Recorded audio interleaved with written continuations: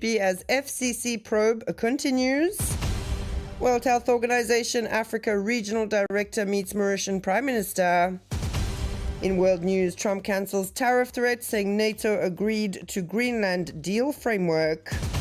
And in sports news, Jeremy Lararadouze tops Africa in indoor hurdles, targeting World and Commonwealth qualification. A heavy rainfall warning bulletin is in force in Mauritius this morning until tomorrow until noon. Atmospheric conditions over our region remain moist and unstable. For the next 24 hours, the weather will be cloudy to overcast with showers. Moderate to heavy showers accompanied by isolated thunderstorms are also being observed across the island. We take a listen to the communication manager Pravin Raghu from the National Disaster Risk Reduction and Management Center. A heavy rain warning is in effect in Mauritius until noon today. The National Emergency Operation Command, under the lead of the commanding officer of the Special Mobile Force, DCP Badu, has been activated and has issued a public alert for vigilance. Avoid congested and flood-prone areas, follow the authorities' instruction, and stay away from flooded roads, rivers, watercourses, waterfalls, mountains, and other risky areas. During heavy rainfall, stay in a safe place, preferably on higher ground. The NEOC is closely monitoring the situation to facilitate the deployment of resources on the ground.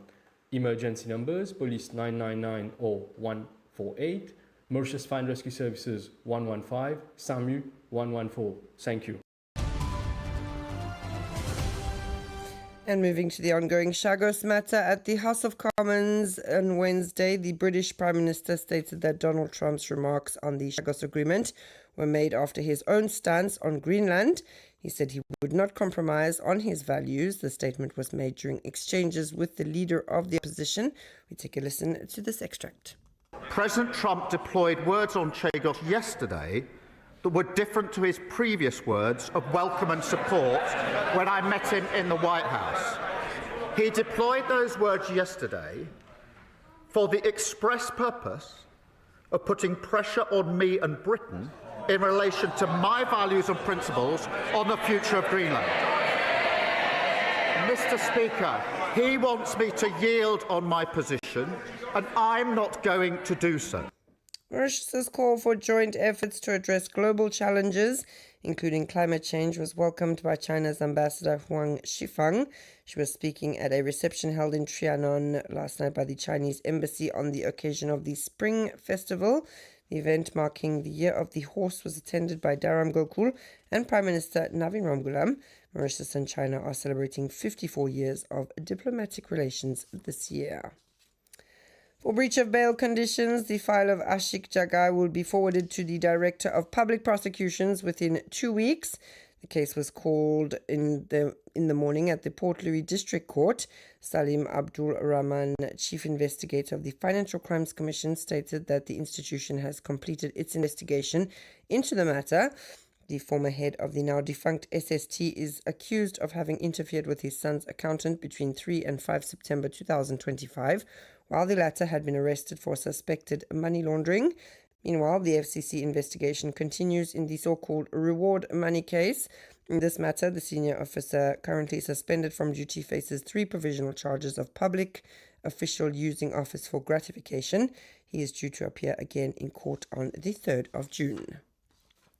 And on to health-related news. The Regional Director for Africa of the World Health Organization, Dr. Mohamed Janabi, paid a courtesy visit to Prime Minister Navin Ramgoolam yesterday. The meeting was held in the presence of the Minister of Health and Wellness, Anil Bechu, as well as the United Nations Resident Coordinator in Mauritius, Lisa Singh. More with Shabniz Uzier Waidali, voiced over by Christian Sitya. At the end of a one-hour meeting, Dr. Janabi reaffirmed the support of the World Health Organization for the Mauritian government's Vision 2050, praising the Prime Minister's commitment to strengthening the healthcare system and to enhance the international cooperation. The World Health Organization Regional Director commended the remarkable progress achieved by Mauritius in public health, particularly in maternal health, describing it as exceptional at the regional level. He also highlighted the country's advances in tobacco control, which have received international recognition, as well as the recent regional distinction obtained for pooled procurement of medicines alongside other small island states. Dr. Janvier further called for stronger prevention efforts, especially in addressing non-communicable diseases, while underlining the importance of health education, youth-related issues, and adapting the healthcare system to an aging population.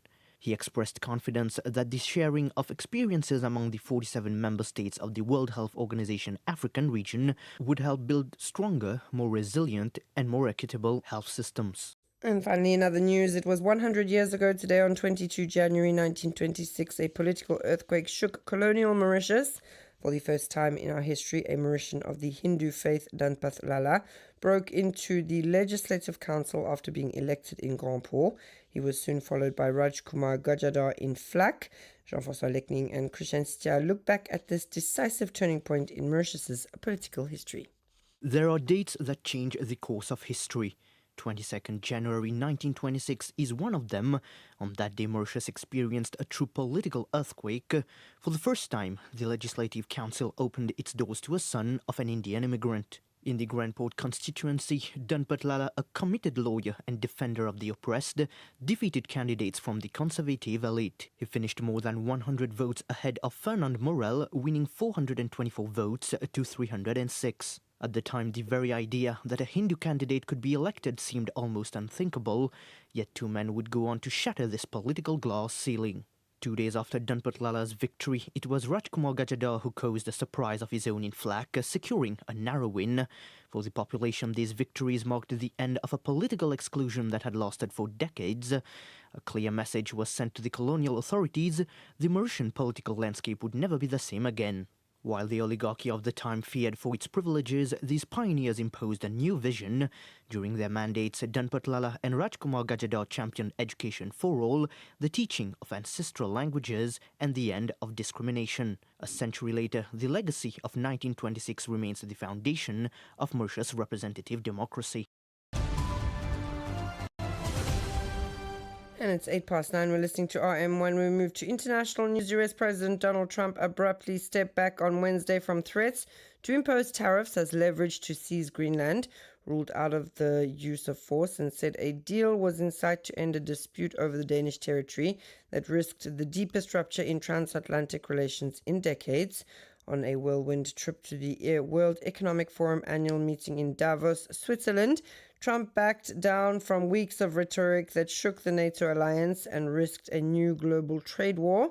Instead, Trump said Western Arctic allies would forge a new deal that satisfies his desire for a Golden Dome missile defense system and access to critical minerals while blocking Russia and China's ambitions in the Arctic. And finally, in sports, Jeremy Aralduz currently tops the African rankings in the 60 meters hurdles indoors and is ranked 18th worldwide. Last Sunday at the Luxembourg International Meeting, he clocked 7.72 seconds in the final.